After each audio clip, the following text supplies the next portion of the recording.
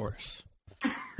Elevation Nation, tonight, today, this morning, whenever you are listening to the podcast, we have, as Parker likes to say, a very special guest tonight. Someone who I hopped on a phone with a few weeks ago to see if we would vibe. And for some reason, I don't know if Carly, you agree with this, I felt like we had met and known each other for years. And again, that's one of the beautiful things about having a podcast and getting connected from other guests. Alana Dunn, thank you for the connection to Carly.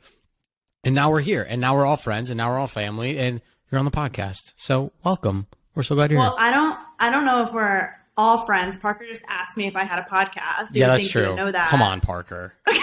Come on. Well, that's why. Well, welcome to Elevation Nation. Thank you.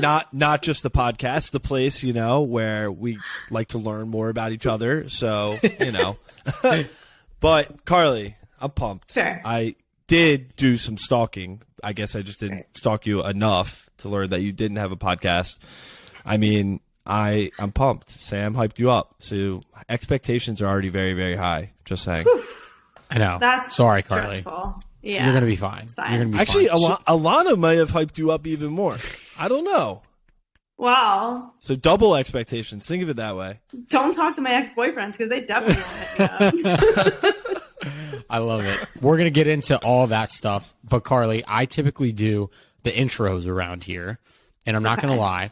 I struggled with figuring out how to pinpoint your intro because we have so many different routes and stories and places I want to touch.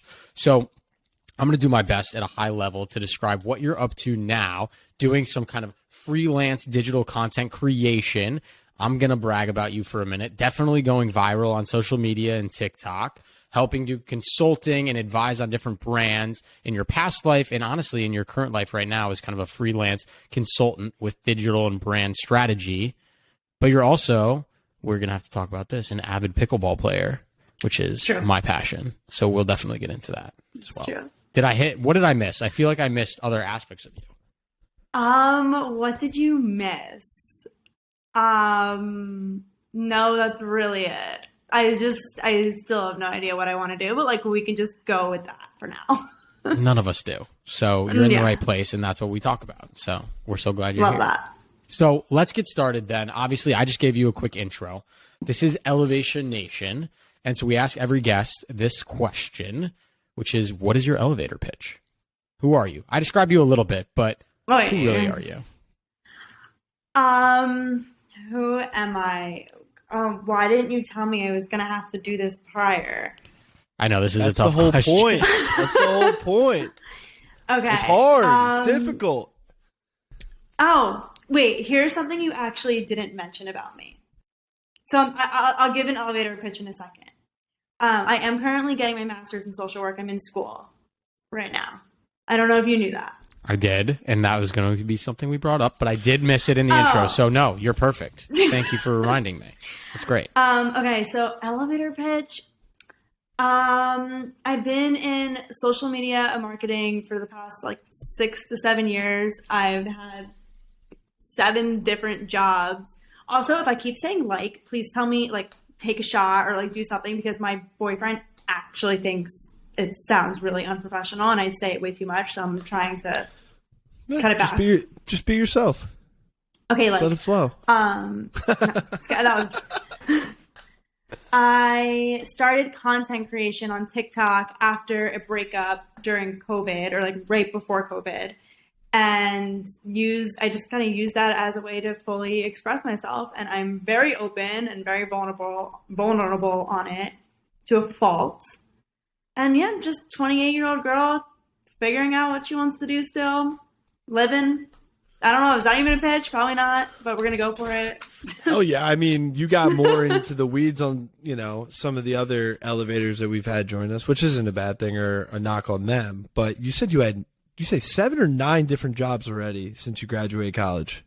Something like that. Maybe 10. I don't know. All right. So we've lost count. What was the first job that you had out of school? I'm curious. I worked at ABC in DC. Okay. So how do we go from DC and ABC, big corporation, to now you're doing your own thing? Walk us through that a little bit. I'm sure there's a lot of things in between. There's a lot of things in between. Started at ABC, and that was kind of during college. And then right when I graduated, I moved to New York and worked for a media company called Mindshare. Did like media buying and was sitting on Excel all day. Absolutely hated it. It was the worst job ever. You cannot put me at a desk in front of a computer on Excel. That won't work for me. So every day during that job, this is going to make sense why I'm explaining this. Okay. So every day during that job at 4 p.m. or whenever it was, I think it was 4, I would watch Ellen DeGeneres. And she had this contest. And it was because I was so depressed. I just needed something like light. And she was having this contest where she was flying out people from New York to LA. And I was dying to go to LA. I've always wanted to live in LA. I wanted to be an actor in my past life. I think I still do. No, I don't. But so I wanted to be in LA. I wanted to be a star, naturally.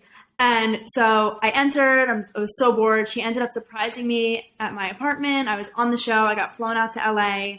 I decided the next week, I'm going to live here. Whoa. Wait. Randomly? She just showed up? How did that happen? So I applied. I made an entire video of myself and some friends who also liked Ellen. And it was a whole process, but they ended up, the whole film crew came, knocked on the door of the apartment. The video is online somewhere. Did you have to sell oh, hey, I should come on your show because, or you guys were doing something special? Yeah, I made a whole song from, being at camp, Color War songs. Made an entire song, why I wanted to be on the show, why I wanted to come to LA. And then I fell in love with the city and I moved to LA with no job, no friends, no family, just kind of picked up and moved and started a life out there. So, and then do you want to keep going? I'll just add some color here. Okay. This is something Parker probably doesn't know. When I was in middle school and junior high, would come home every day around 3:30ish, and I would sit on the couch and I'd have a snack. And the show that I became addicted to was The Ellen Show. And I watched it religiously for 4 years straight, every day after school. So I know exactly those types of contests that you're talking about, and I'm very impressed that you won. I probably saw you win it, and that is just hilarious. And so we moved out to LA. We then started our next job, so job 3 ish. Yes, okay. I worked for a company. It was a startup music company. I don't even know if it exists anymore. I'm not even going to talk about it. It worked with a bunch of influencers, and it was music, live streaming, whatever. Got into that, and then I met a boy, as all people do. Met a boy, and he had his own company, and I started working for his company. And don't do that. I can imagine. Okay. Don't do that. Lived together, worked for his company, and then he broke up with me and then fired me year 2.5 in LA, maybe 3 year 3. And then I got another random job that was stupid at some media agency, a social media agency. And then COVID happened, and then I didn't know what I wanted to do with my life. I loved helping people. I started volunteering at food shelters and just all these different places. I started doing Big Brother, Big Sister, where you get a little sister and really help them and whatever. I was doing all these things. I'm okay, I want to help people. So I'm screw it. I'm going back to school for social work. Started getting my master's in social work, and I was still depressed about my breakup. And that's when I saw Austin, the founder of Locks Club, post that he was starting a dating app, and I was like, ooh, I want to do this. So for quick context on Locks Club, so Locks Club was a startup, got pretty big-ish a couple years ago. It's actually how I met my amazing ex-girlfriend, Sammy Magenheim, who, Carly, you are friends with from camp. So small world. Shout out, Sammy, if you're listening. You probably are. And it's funny. So we talked about all the different kind of new, fresh starts in terms of moving cities and new jobs. And the reason I didn't tell you questions in advance, Carly, is because Parker and I went through and wrote some questions down, talked to each other, brainstormed about what we wanted to talk about, and we didn't prep you. But the topic that we chose for your episode was starting new. And that's why I think it's cool, and we wanted you to go through all those different iterations and fresh starts in your life of new jobs, partly because, one, I think that's very unique, but two, I want to learn from you. Parker and I are both at the same jobs that we've been at since we graduated. And so we're kind of on the other side of that spectrum, which I find very interesting. And so that's why we picked starting new. So I love that kind of overview of all the different paths that you've taken professionally and personally and moving cities. And we're going to get more into that in a bit. So thank you for sharing. Of course. So, Locks Club, right? Let's talk about Yeah. Locks Club. So you met Austin. You just hit him up, DM'd him, right? I knew was him it from TikTok? Philly. Okay, so you knew him No, before. I knew him. Yeah. You knew of him. Okay. Yeah. No. Yeah. Okay. We knew each other. Yeah. I messaged him. I was like depressed during this time, going through the breakup, and it was like, "Are you looking to date a Jew with ridiculously high standards?" And I'm like, "Yeah, I am." So I didn't have a job at that point, and I just needed a hobby. I was really depressed, and I didn't realize that the hobby would turn into a full-time job for 2 years. And it was amazing while I was there, and it was a lot of work, and I think it was incredible for that time of my life. And then I got laid off and had to figure out the next step. And then I moved to Florida. Oh my gosh. Amazing. Starting A new. lot. Starting new. Every step of the way is something new, and I think a fresh opportunity. I want to hit on one thing, Carly, because you've mentioned a couple times that like you were depressed, right, after a breakup. And I think a lot of times we like to make it seem that we were fine after a breakup, after getting laid off, after losing a job, after losing a family member, after struggling with whatever. Like, oh, we're cool, right? We post on social media, everything's fine, I'm chilling. Maybe your close friends know, maybe your parents know, but coming on a podcast and saying and admitting, yeah, I was depressed, right? And the reason I want to highlight that and appreciate your vulnerability and courage is because that's something that, as Parker and I have built Elevation Nation and we've started to speak and share our stories, where when I first started this 2 years ago, I would say, yeah, I really didn't like New York City and I really didn't like my job. And that's where it started. And now when we spoke last week to a bunch of high school students, I was able to be honest because I've worked myself into the reality and the truth, which was I was depressed. It was probably not diagnosed because I wasn't seeing anyone for help, but I had just gotten broken up with. I lived in a shithole of an apartment. I did not like New York City. I didn't like my job, and I had no idea where I was going. And so it's taken me a while to admit that depression or funk because I didn't want people to think something was wrong with me, right? Like I don't have like clinical depression diagnosed, so I don't want to pretend like I'm a poser, but I also know like I wasn't just not liking New York. Like I was certainly in a funk that I needed to get out of. And so I just appreciate you opening up with some of that vulnerability off the bat because I think it's important that we're honest with ourselves and everyone else. Like it's okay, Yeah. It's interesting you say that because I think definitely at the time I would fake it. And kind of same thing goes for when I was laid off of Locks Club. I definitely like went on TikTok and kind of acted fine. I was like, yeah, I'm thriving. I'm going to start my own company. I was depressed. I was crying every day. Yes, I was starting my own company and I was so excited to start a new chapter and figure out what I wanted to do next. But no, I was not okay. And I think it took me a minute to be able to say that. I think with that point, right, obviously I commend you for being vulnerable and honest, but Totally. everyone puts a twist on things because we do want to make it seem like we have things under control. Even when we go into like, this is a vulnerable post, like I want to show everyone that I'm, struggling right now. You're doing it in a way that you're searching for that feedback. And I'm admitting it because I'm the one that does it too, right? Like I go on these speeches and the whole point of me saying I was depressed in New York is not so that I can like have a pity party. It's because I want to build vulnerability and credibility with the crowd, right? Like we use this openness to relate to other people. And I don't think there's anything wrong with that, because people need to hear that they're not alone in some of the struggles that they're going through. Yeah.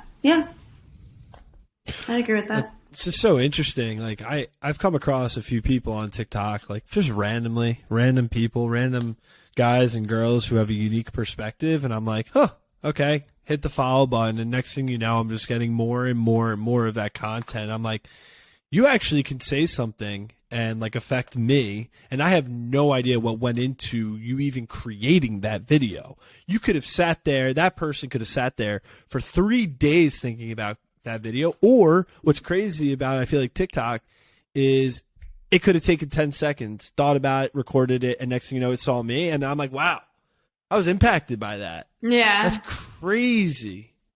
TikTok's a crazy world.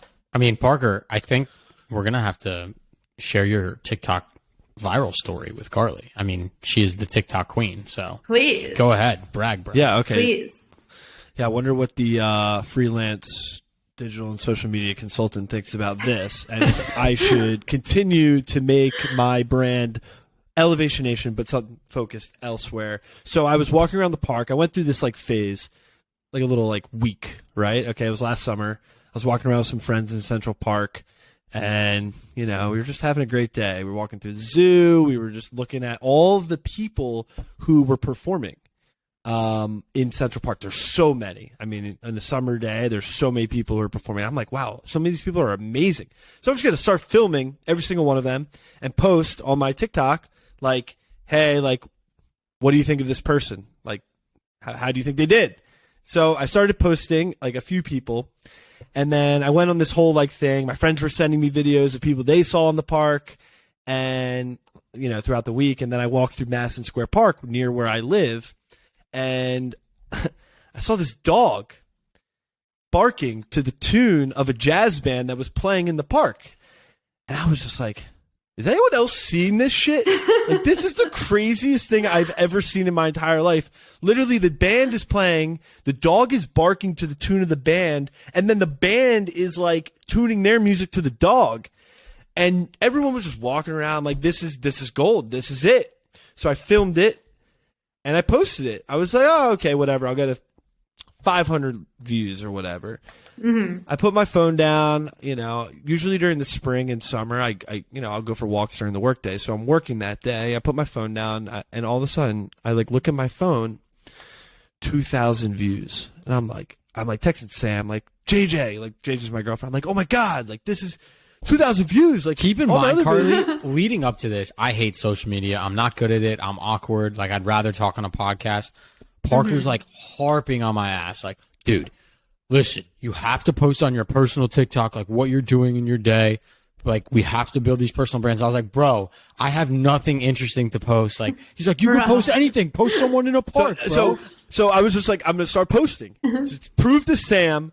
It wasn't even about proving, like, get views. It was just to prove to Sam that we got to start posting. So 2,000 views, and I'm like, oh my God, this is crazy. I got 100 likes. Like, never happened before. All my other videos got like 15 likes or whatever. So then I go through this meeting. The meeting took like 2 hours. And then I look back at my phone, and my phone is literally like dead. And I'm like wondering why. Obviously, my TikTok notifications weren't turned off. Just notifications. Oh my God. Blowing up. And I'm like, what is happening? This is the craziest thing ever. I look, it's got like 25,000 views, like whatever amount of likes. And I have the feeling of going viral is like a crazy thing, because with TikTok, you think it happens in like an hour or a day, and that's it. Like, for the next 2 weeks, every day was like hundreds of thousands of views or likes. And I'm like, people are commenting. The comments are getting thousands and thousands of likes. And I'm like, what the? I just took this video out of nowhere. And it's crazy to think that over 1 million people saw that short little video, and 300,000 people decided to like it. And I'm like, this is a crazy thing. And I went to Sam and I was like, dude, this happened to me. It can happen to you too, Sammy. That was such a gold That's story. Amazing. That's like, Carly, now like you get Parker in a nutshell. Like, he was literally texting me like, dude, I think we might be going viral. And I was like, first off, there's no we. You posted this on your. First of all, it's also not me, you, bro. not it's a you. fucking dog. It's okay. I'm still proud of you. But so, you know, all these other companies reach out, hey, can we use your video? And I'm like, do I need to like talk to someone about this? Like, do I need to get an agent? What is going on here? I got this video. This company literally was at dog. And I'm like, I made it. I made it. God. Can you imagine having the account at dog?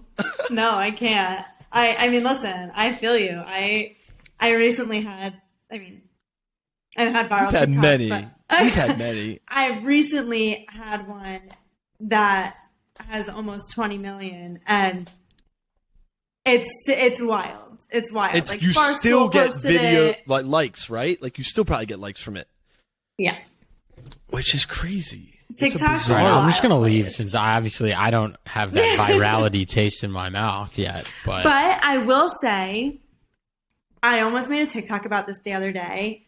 Sometimes it's actually a bad thing to go viral. And let me tell you why.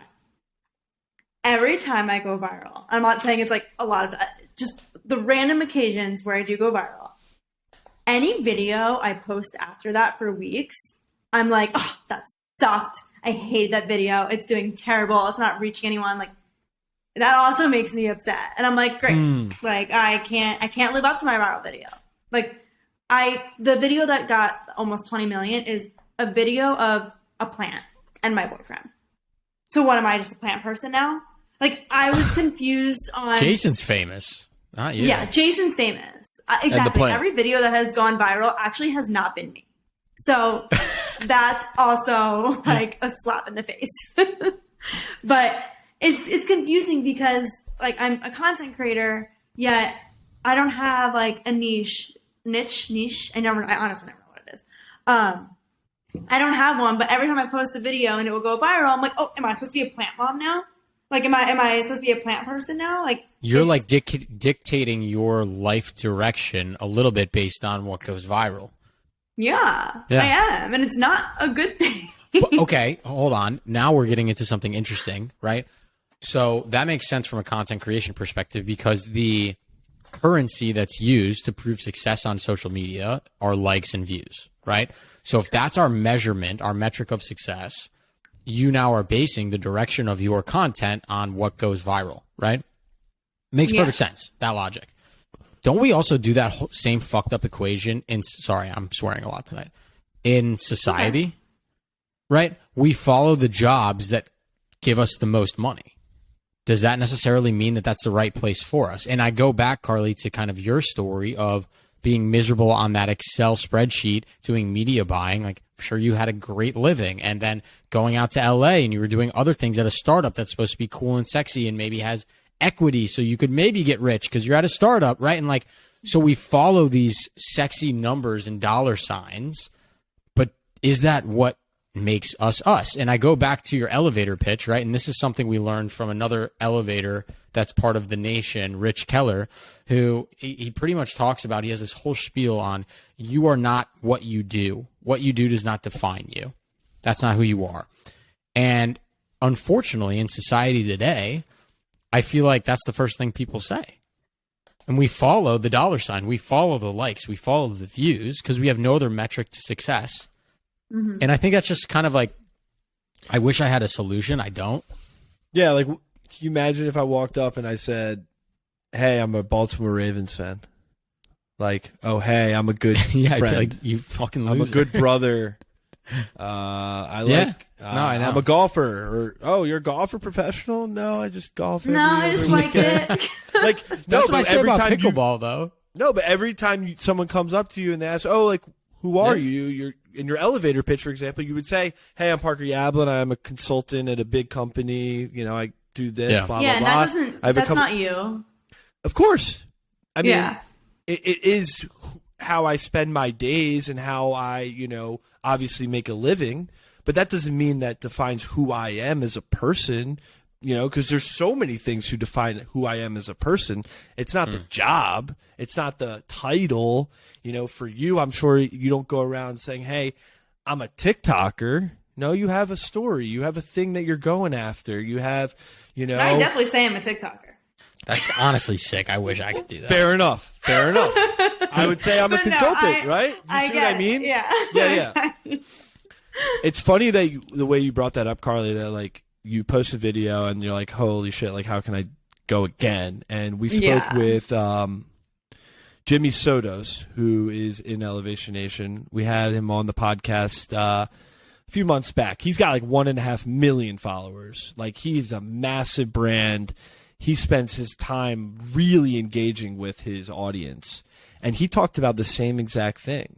It's like the idea that some videos are just not going to do as well, and it could be the greatest video ever, right? And it doesn't do well, and it gets him down sometimes. And to you, it seems like it's the same way.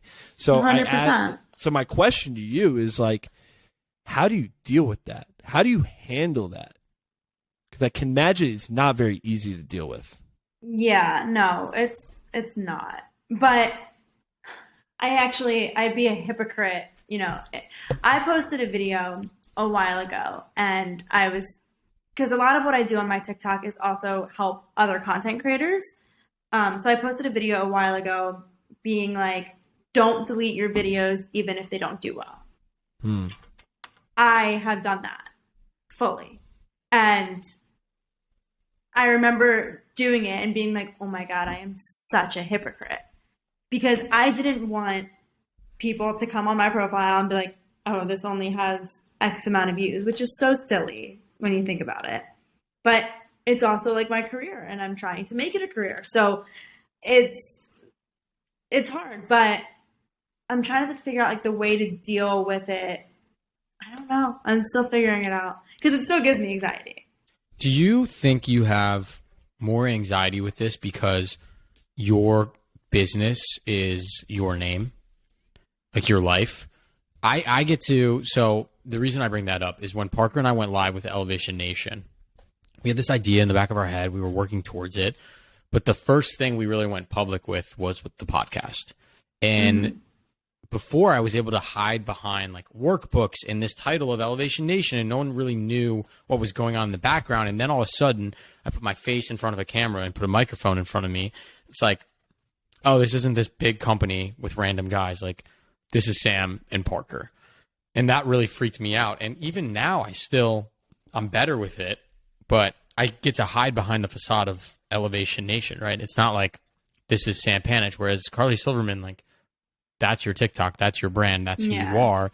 Does that freak you out a little bit more? And I guess what I'm trying to ask in a convoluted way is, do you define your self-worth, I guess, based on this stuff, like your worth and your value and who you are and your career are now all combined into this one social media hodgepodge? And I can only imagine that that's very difficult. It definitely takes a toll for sure. And I think when I was at Locks Club, because I was doing my own TikTok when I was there, I didn't get that anxiety and I didn't care so much. I was just really doing it to have fun. When I was laid off, it was like, okay, I'm really going to try this TikTok thing. I'm really going to try to grow. And now I base a lot of my income on, brand deals and ways to monetize my TikTok. And if videos don't do well, that's going to hurt my income. So yeah, like it takes a toll on me that it's like everything is under my name. I think that's what you're asking. I don't know. I wouldn't say it affects my self-worth. I actually think, like, I get haters and mean comments all the time. I actually kind of laugh at them. Like, TikTok I use as an outlet. Like, those things don't bother me as much as, like, real life people. Like, I have more anxiety with real life people than what I'm seeing on the internet, I don't know if I answered your question. No, you did. You did. And I think it's honestly very mature of you. I don't know if I could handle it in that same way yet. I think have too much imposter syndrome as well. But on the topic of haters, I do want to humbly brag here. Parker and I had our first anti-Semitic comment on one of our YouTube videos the other day. And I told Parker, I said, when we have that, we we made it, man. So Mm-hmm. congratulations. First of all, that's fucked up that, like, you're saying anti-Semitic when we have that. Like, no, that's messed up. We're not promoting that here. I know, but I'm any kidding. hate You have is a not hater. good. We had a Yeah, hater. sure. He We've happened to had be few haters. anti-Semitic, but okay. Yeah, and I saw that. I'm like, whew, Jesus. Going right there. Well, I have a lot of already. haters, so Yeah. What did they say? I literally just did a TikTok today replying to a comment that said, like, this girl is so beat. Why does she have followers? I'm like, I don't know. You tell me. You're somehow here. That's so crazy. Yeah, it's just, it's weird that there's someone behind that, like actually typing it, thinking it. Well, first watching your video, then thinking it, then typing it, then sending it. Yeah. And it's just like, that is just crazy to think about, because, like, I feel like, I don't know about you guys, like, I was never raised to ever, like, criticize people with hate like that. Like, who are these people? Who do they think they are? And do you think that they're just hiding behind the phone? Probably. Yeah. Make it feel... Yeah, they need therapy. I don't know. I'll be their therapist. I graduate in August, so I'll reach back out to them. Let's talk about that. I'm excited. Yeah, I was gonna I want say, to hear about that. Let's talk about that. Do you plan on using, after graduation, your master's as part of an avenue of how you can actually take your direction of your TikTok? Yeah, my goal is I've always wanted to work with, people and help in some way. I love, I've experienced mental health and anxiety and depression. I want to be able to work with people who also experience that. So I would love to use my platform to use what I've learned in school and in real life to help people not only on TikTok, but then, in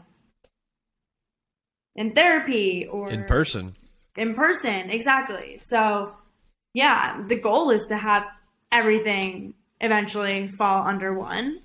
I don't know yet. I'm currently doing the suicide hotline for about 10 hours a week. And it's a lot, but it definitely made me realize that I do want to continue to help people struggling. So I don't know. We'll see. The suicide hotline piece is something that I find really interesting. We had on, he's Elevator 114, a guy who Alana also introduced us to, Orly Israel, and he's starting this movement all around just listening. And one of the ways he's been practicing listening is through the suicide hotline. And I can only imagine how difficult some of those, conversations are. But I think it's nice that it solidifies, okay, this is what I want to do with my life. And you mentioned at the beginning of the episode, which I think is totally fair and valid, of like, I'm Carly, I'm 28, I'm still figuring out what I want to do. Like, I'm Sam and this is Parker, we're 27, we're also figuring out what we want to do. Yeah. But I think the nice thing is, it sounds like you have a little bit of direction in terms of where you want to go. Do you feel like helping, is it just the theme helping people? Is that kind of what we find your fulfillment and calling to be? Yeah, I would say so. Yeah. I think so.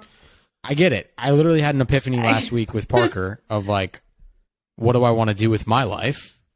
And you did. I did. You did, Sam. I did. I had a huge epiphany. And I want to just speak publicly. Yeah. If I have any goal, like I want to figure out how to make public speaking and mentorship my full-time job one day. Yeah. I think it's ingrained in just human nature. I think a lot of people find pleasure and joy in helping people. It's just the way they go about doing it, right? If you're a father or a mother, the way you help people is you maybe raise a child, or you volunteer at a school, or you're a teacher, or in other ways you're a consultant, or in other ways you go get your master's or speak. But I think as a young adult, it's realizing, how much you do appreciate helping people and what is the way that you like to go about doing that, and gravitate towards that way. For you, Carly, it's TikTok. For you, it's, also going to school and getting actually educated in areas that can help people.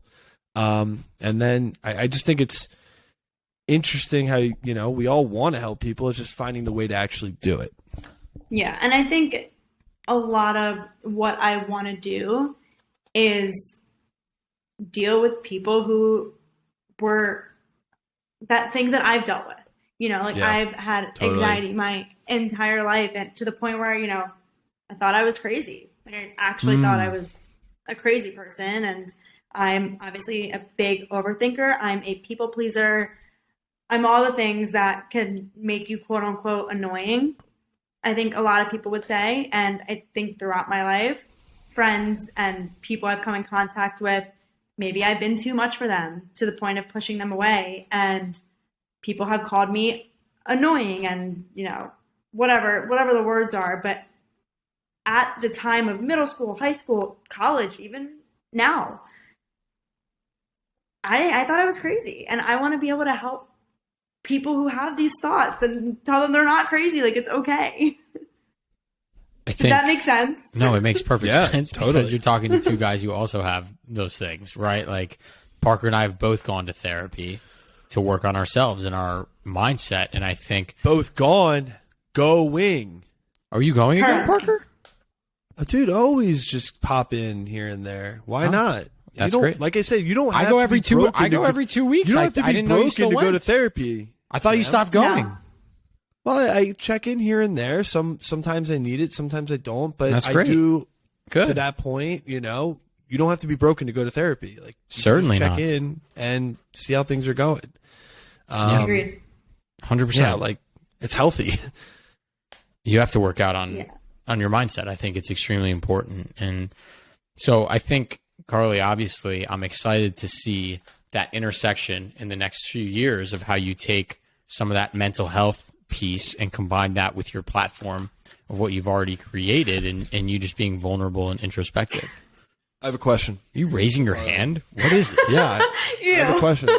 Yeah, well, no. On Teams, you know how they have to hand the Yeah. Yeah, the button yeah. and All right, it thank you. lights Yes, up. Parker, We don't go ahead. have that. Thanks, Sam. Appreciate it, man. I have an interesting question, and Carly, I'm curious to hear from your perspective of working in social work and your education in particular. And I'm gonna try to spin it into TikTok too. So Okay. all right, so it's a fact, like a scientific fact. It's a fact right now that like mental health, anxiety, depression's at like a high among young people, right? Higher than it's probably ever been in the last however many years. And, some may attribute to COVID, some may attribute it to social media, the internet, others may attribute it to, I don't know, lack of community, whatever you want to say. I find it really interesting that young people are at like the highs when it comes to all those things. And you have like the thing like TikTok, for example, where we know young people are on TikTok. We know young people are on the phone and gravitating towards it. And it's like almost a blessing and a curse. You can find someone like yourself, Carly, and you could be talking and speak to someone who's really struggling and help them. But I personally believe that there's a lot of bad on the other side where people are comparing themselves like crazy as they're scrolling and looking and watching people live this life that they want to live that they'll never essentially get to. And I don't know if it's scientifically proven or not, but I really do think it's contributing to it. So it's like, my question to you is, do you think that TikTok is good for young people? That's a loaded question. Listen, I agree with you. I think there is a huge part of TikTok and social media in general that has such an effect on the younger generation and really plays into anxiety and depression because you are constantly comparing yourself. I do it too. I'll scroll and be like, oh, this person really is getting her life together today. She is waking up and going to the gym and making her smoothie and I'm still in bed. And then I'll be like, shit, like now I need to go do something. It's a lot of comparing. I don't know if I would say it's good or bad. I'm not going to put it into that box of being good or bad. I think it's how you use it. I really think it's how you use it because you know what? as much as you can compare yourself on TikTok, there is a lot of good on there too. And people may disagree with me, but there are so many things I find so inspiring. There are so many, I saw a TikTok the other day, and it was a TikTok of this girl recording her mom. And I don't know if you guys saw this or you heard about this, but it was basically her saying like, my mom hasn't had any customers in the past, 5 years or something like that. Was it for the taco spot?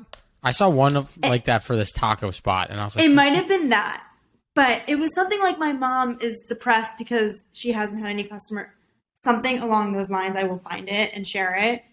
All of a sudden, that TikTok reached millions and millions of people. She had more customers than she's ever had. She's made more money than she's ever had.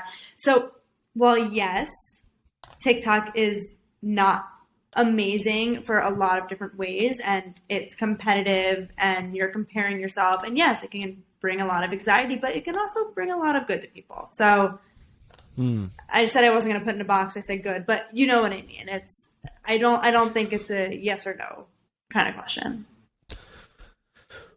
Also, sorry, one more thing.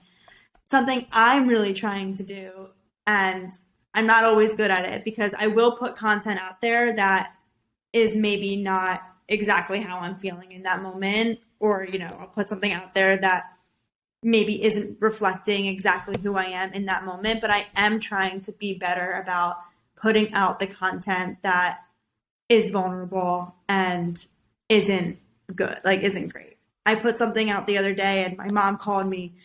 I didn't know you were depressed. I didn't know you I'm like, stop watching my TikToks. But, but I am trying to be more real, because there are so many people who can relate to it, and not a lot of people talk about the bad. So 100%. It's funny you say that your mom did that to you, because Parker, you'll probably remember this very vividly. I was going through some hard stuff with work the past few weeks, and Parker was like, we have to hop on and we have this other episode type where we don't interview someone. It's called Fortitude in 15, where it's just Parker and I shooting the shit for 15 minutes. And I was super overwhelmed. I was really stressed. And I obviously did not want to be talking to Parker. No offense, Parker.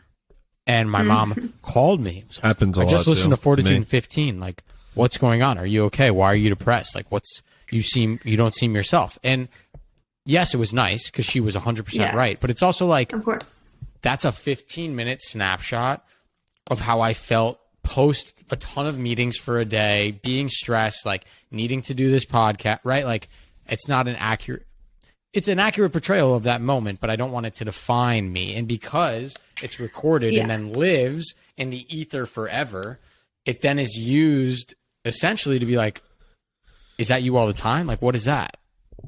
Yeah. So someone could pick it up a week later and you're fine. Yeah. Yeah, 100%. Yeah. I posted something the other day. I was really upset about something, and I posted myself crying in the car, and I was just like, you know what? Sometimes it's okay to cry in the car. And that was a week ago, and I felt that in the moment. And then I had, people commenting and sending it to me weeks later being like, what's wrong? Are you okay? It's like, it's okay. I had a moment. I wanted to share the moment that I had. It doesn't define who you are as an entire human being. It's like, you're okay to have moments of weakness and doubt and struggle and want to share that, and then not be defined by it. So I agree. You're on mute, Sam. I know. So I was just saying, agreed, 100%. I agree. So the topic of the conversation was starting new. But I'm curious, Carly, what is coming next with you in your work, your TikTok fame, if you want to call it that? Jason. What's coming to? Yeah, I've seen the TikToks. I know what you think's coming next. So, Jason, you're going to be listening to this, bro. We might have to talk, man. Clock's a ticking. Yeah. Come on now, dog. God, I don't know. I mean, I'm still figuring out, do I want to keep going on my own and doing my own thing and being my own boss? I do miss working with people. Do I want to look for a full-time job? Probably not. Maybe. I don't know. I'm just really trying to take everything day by day. And I am really focusing on myself and my mental health in the last 6 months. Obviously, this is relative because I'm not saying I have an amazing life and I'm very grateful for what I have. But for myself, in the past 6 months, I've lost job, friends. A lot of things have changed and things that have really hurt me. And it's really beaten me down. And now I'm kind of trying to come out on the other side of that, really just focusing on myself and finding ways to be happy with myself and not relying on external people or things or views to make me happy. So that's my next really journey, is like really focus on myself and be happy with that. I think that's, I love that. Admirable and tough. And it's something that Parker and I think are always striving to do. And I don't think I guess this is semi-depressing. I don't know if we'll ever fully figure it out. And I think that's Maybe what not. make elevators, right, and the people we have in Elevation Nation very special is we're all striving to be a little bit better, whether it's know a little more educated, a little more successful, a little happier, a little healthier, right? We always want a little bit more. And I've said this before on the podcast, but I think, Carly, you epitomize this with Parker and myself, is we have this mindset that's a blessing and a curse, right? Of, well, I went through this struggle, but I'm going to figure it out and I'm going to push myself to be a little bit better. Or I'm not happy right now, but I know I can be happier and I'm going to try to figure out how to be a little bit happier. And while I know, I'm reading this book right now, it's called The Daily Stoic. And every day you write in, it's about Stoicism, which is from Greek times of all those philosophers. And it's how to live in the moment, be content, not worry about the things that are outside of your control. And yes, I need that. It's great. Don't get me wrong. Love it. Learning If you a lot. get into deep stoicism, though, it can get a little scary. I'm just saying. Bro, no. I'm already there, dude. I agree. And that was my point. It can Is get a little scary. These guys kind of essentially are just fuck it. I'm floating in the wind. I have no control. It is what happened it is. will happen. Yeah, it's I'm just done. And so while I think it's nice balance for people like us, I also think it's just unrealistic for my brain to ever think that way. And so that's why I call this elevator mindset that, Carly, you obviously are, is this is a blessing and a curse. We always want more. We always try to push other people and ourselves to be better. And yes, that's great because we get to strive to do amazing things and change the world. But it's also fuck. I wish I could just be happy with my silly little job and my silly little house, eating my silly little sushi. But I think that's a big part of it is figuring out how to be happy with the little things, I think this is if someone found the answer to this question, Sam, they would be a god, right? Because there is no consistent happy person out there. Life has its ebbs and flows. It has its ups and its downs. It doesn't matter if you're the president of the United States or the Super Bowl MVP or someone who had just got laid off from their job. Every single person has ups and downs. It's impossible to be a human and go through life without that. So because of those things, there is no person who can just be consistently happy. I don't think you want to be consistently happy. You won't know what happy is if you weren't not happy. You only know what happy is because you were sad, because you were miserable, because you went through the hard times, because you were challenged. And you know what the feeling is when you feel fulfilled. And I just think that, yes, it'll always be a journey. It'll always be a challenge because it has to be.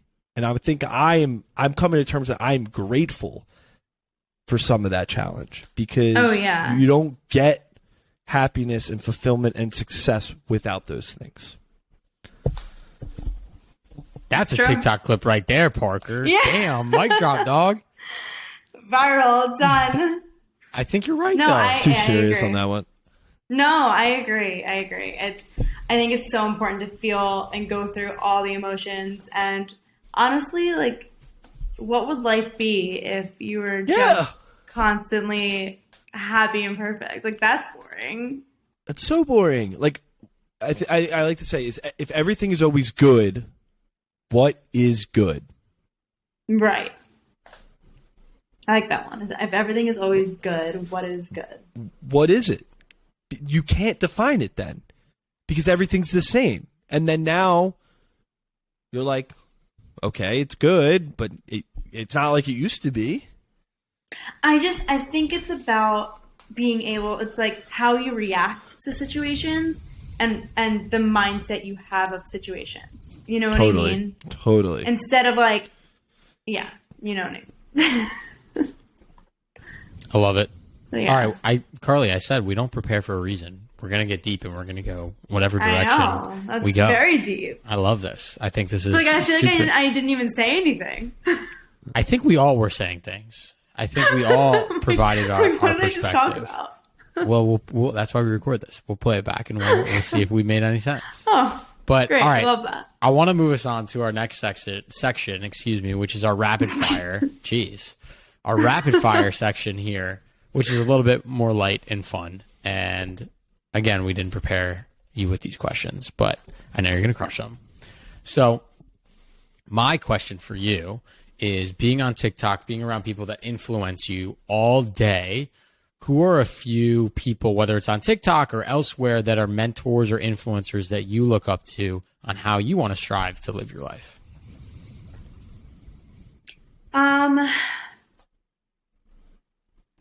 So I'm gonna shout her out. Her name's Caitlin Herman. I actually have been using her as a life coach recently. She is on Instagram and TikTok. I don't know if I'd call her an influencer, but I did meet her because I was influenced, by her content and the things she posts. And I just loved her mindset around so many different things, to the point where I'm like, can you be my life coach? So yeah, she just has such a good view on life and different things, and had great tools for me on how to handle things. And that she was definitely a great person to lean on and look up to. I don't know if I have any other real influencers that I look up to. I think that's okay that they're not influencers. I think Caitlin's a perfect example of the type of mentor you probably want in your corner. So that's awesome. Yeah. We're going to have to meet her one day. Yeah, totally. All right, so next question. Sam and I are notoriously famous among each other that we ask non-rapid fire questions in the rapid fire section. So I'm going to ask a non-rapid fire question in the rapid fire section. Carly, break us down an impactful story from someone reaching out to you on TikTok. Oh, goodness. I have a lot. I wish you guys prepared me. It's rapid fire for a reason. I know. I did post something a little while ago about going through my breakup and being so lost and confused, and then posting, in that same video, posting how now, I'm living with someone new. I'm across the country. I'm moved. I'm just so different than where I was. And someone reached out to me who was currently going through a breakup and was just telling me how nice it was to see someone being so open about how depressed they were and how they felt like they were so lost, yet now, things have taken a turn. And even though you think in the moment things are over forever and your life is over, that they can change. And I think that's when I was like, oh shit. I want to keep sharing more of this, because I wish I had that when I was going through my breakup. Because that's what I was trying. I was like, I need people to just tell me it's going to be okay. So, yeah. Love it. It's nice to know that you're having an impact out there on people's lives. I think taking away, obviously, you doing this for a full-time career, and Parker and I hopefully one day doing this as a full-time career, it's like, at the end of the day, we just want to help people know that they're not alone. That's what we're doing all of this for. Just help people feel like they're not alone. So Love it. That's beautiful. Okay. We're throwing it down to Miami right now, in Florida, excuse me. You're in Lauderdale. Mm-hmm. What's your favorite go-to spot for you and Jason? It's date night, going out in Fort Lauderdale. Where are we headed?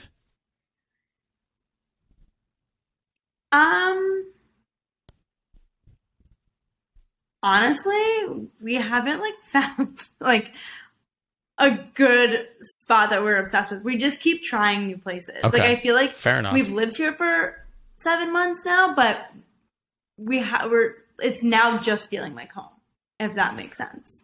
Totally. But our ideal night is staying in and getting high and ordering food and watching a show. And Jason's steaming the sheets. Correct. Noted. Correct. Yes.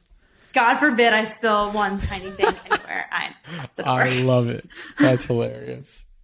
That's so funny. All right, last one. We ask everyone who comes on the podcast this rapid fire question. What is a book recommendation that you have for Elevation Nation?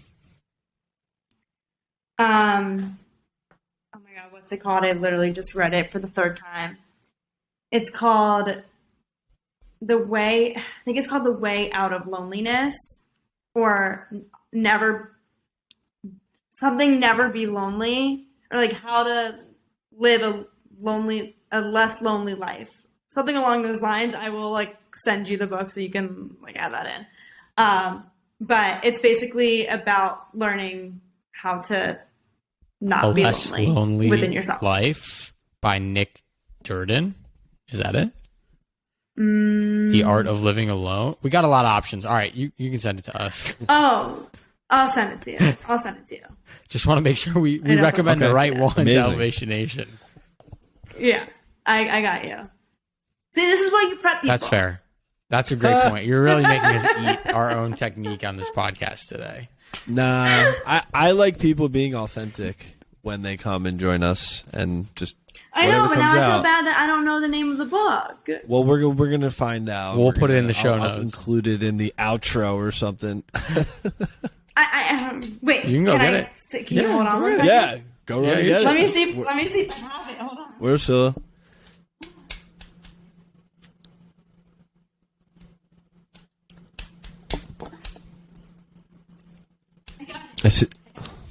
Okay, this is important. So now I don't have to add to the outro. Never be lonely again. Oh, okay. And why? What's the elevator pitch?